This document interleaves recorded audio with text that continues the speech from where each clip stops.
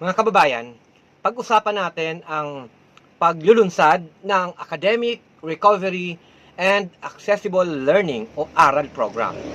Ito po ay nagpapakita ng hangarin na tuluyan na ngang matulungan ang ating mga estudyanteng nahuhuli sa pagkakatuto.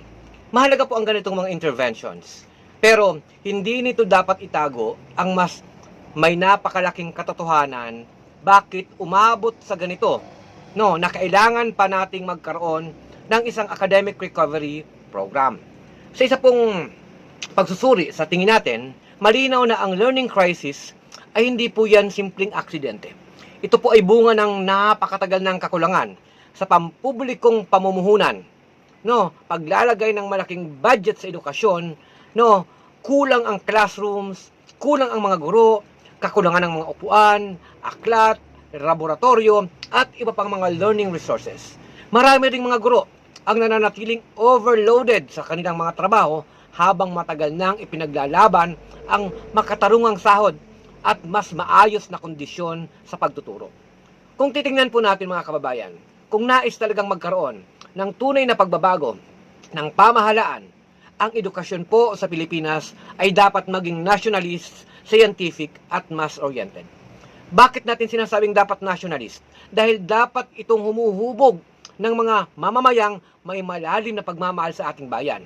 Pinapahalagahan ang ating kasaysayan, kultura at mismong ating soberanya at may kakayahang mag-ambag sa pambansang kaunlaran.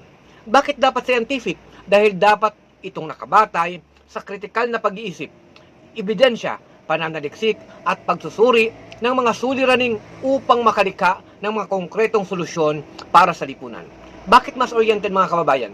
Dahil ang edukasyon ay hindi dapat maging pribilehiyo, no, ng iilan. Dapat itong tunay na nagsisilbi sa interes po ng maraming Pilipino, lalo na ng mga anak ng mga manggagawa, magsasaka, mangingisda, at iba pang mga sektor na matagal nang nahaharap sa hindi pantay na access sa dekalidad na edukasyon.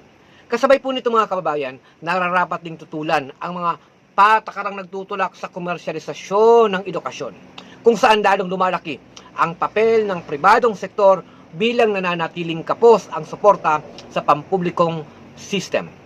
Ang edukasyon po ay hindi ho yan dapat negosyo.